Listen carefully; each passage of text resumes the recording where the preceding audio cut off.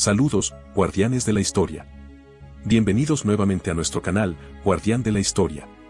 Hoy nos adentraremos en la vida de uno de los personajes más fascinantes de la historia mundial, Napoleón Bonaparte. Comencemos nuestro viaje en el tiempo con una curiosidad que ha desconcertado a muchos, la estatura de Napoleón y el mito que la rodea. Aunque la imagen popular de Napoleón nos lo presenta como un líder imponente, la realidad es que su estatura real era sorprendentemente baja, alrededor de 1,57 metros. Sin embargo, el mito de su baja estatura se ha perpetuado a lo largo de los años, en parte debido a malentendidos entre las medidas francesas y británicas de la época. La confusión surge del hecho de que la pulgada francesa era ligeramente más grande que la pulgada británica. Por lo tanto, cuando las fuentes británicas informaban la estatura de Napoleón en pulgadas francesas, parecía más bajo de lo que realmente era. Este malentendido contribuyó al mito de la estatura baja de Napoleón, a pesar de que en su época, su estatura no era particularmente inusual. Así que la próxima vez que vean una representación de Napoleón como un hombre bajito, recuerden que la historia real es un poco más compleja. Napoleón nació el 15 de agosto de 1769 en la isla mediterránea de Córcega, que en ese momento era parte de la República de Génova.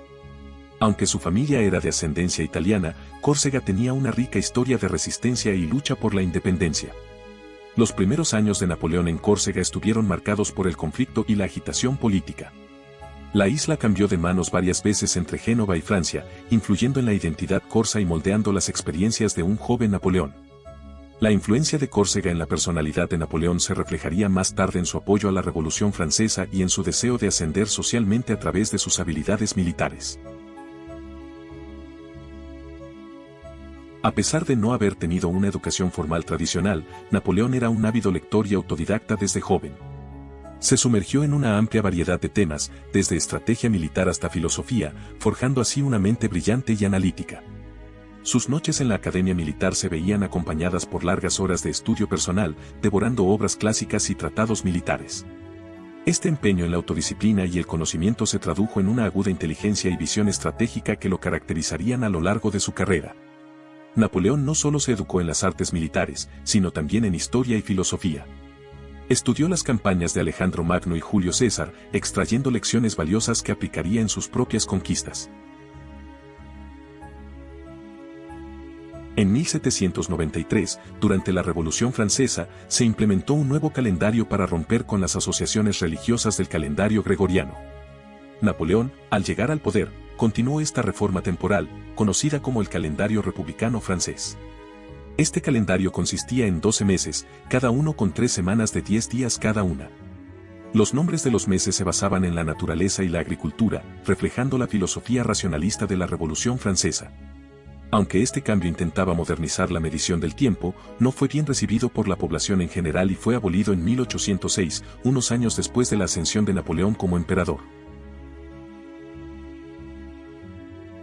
Tras su derrota en 1814, Napoleón fue desterrado a la isla de Elba, un pequeño enclave en el Mediterráneo. Pero la ambición y la sed de poder de este líder indomable no conocían límites. En 1815, con una audacia que caracterizó su carrera, Napoleón escapó de Elba y regresó a Francia en un episodio que pasaría a la historia como los 100 días. Este regreso alteró nuevamente el curso de la historia europea. Sin embargo, este periodo de regreso estuvo plagado de desafíos.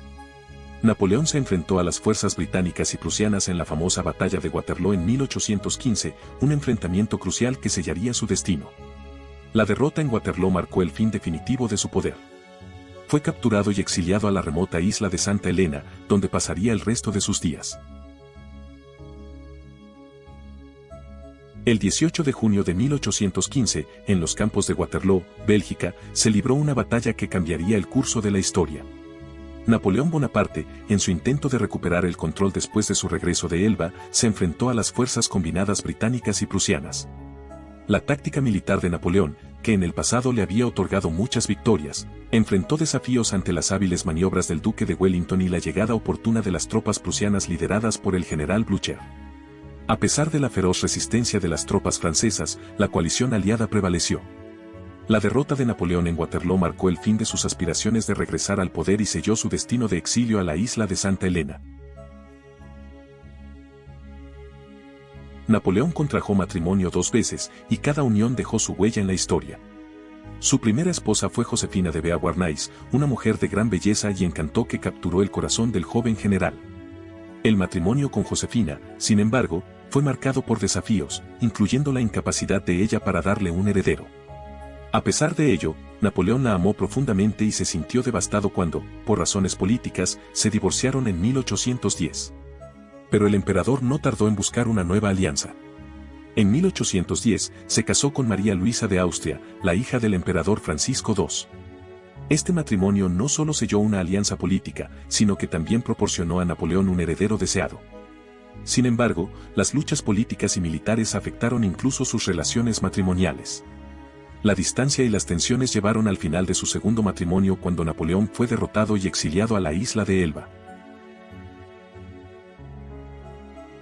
Este sombrero de 2 puntas no solo era un accesorio de moda, sino que tenía un propósito estratégico en el campo de batalla.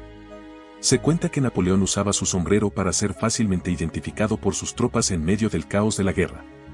El sombrero bicorne no solo cumplía funciones prácticas, sino que también tenía un simbolismo estratégico. En ciertos momentos, Napoleón inclinaba o movía su sombrero para señalar estratégicamente a sus tropas, lo que agregaba un elemento visual y táctico a sus maniobras militares. Esta imagen del sombrero bicorne se ha convertido en una parte esencial de la leyenda de Napoleón, contribuyendo a su imagen de líder carismático y audaz en la mente de la historia. En su papel como líder de Francia, Napoleón buscó consolidar y modernizar las leyes del país. El resultado fue el Código Civil, más conocido como el Código Napoleónico, que fue promulgado en 1804. Este código legal revolucionario estableció principios fundamentales que todavía influyen en las legislaciones de muchos países hoy en día. Incluyó conceptos como la igualdad ante la ley, la propiedad privada y la libertad individual. El Código Napoleónico también marcó un cambio significativo hacia la abolición de las leyes feudales y la creación de un sistema legal más coherente y accesible. Su influencia se extendió por Europa y más allá, dejando un legado duradero en la jurisprudencia moderna. Guardianes de la historia, hemos llegado a nuestra 10ª y última curiosidad sobre Napoleón Bonaparte, y esta nos lleva al sombrío capítulo final de su vida, el exilio en la isla de Santa Elena. Después de su derrota en la batalla de Waterloo, Napoleón fue capturado y desterrado a la isla de Santa Elena en el Atlántico Sur, un lugar remoto y aislado donde pasó sus últimos años. Aunque en un principio tuvo cierta libertad en la isla, con el tiempo, las condiciones de su exilio se volvieron más restrictivas. La vigilancia constante y la lejanía de cualquier centro de poder lo sumieron en una especie de prisión. A pesar de su confinamiento, Napoleón no dejó de expresar sus opiniones y reflexiones sobre su vida y su legado. Durante su tiempo en Santa Elena, dictó sus memorias y participó en discusiones con aquellos que lo rodeaban. Con esto concluimos nuestro viaje a través de las curiosidades de Napoleón Bonaparte. Esperamos que hayan disfrutado explorando la vida y el legado de este personaje histórico fascinante. Denle like, suscríbanse y activen la campanita para seguir descubriendo juntos la riqueza de la historia. Hasta la próxima, guardianes de la historia.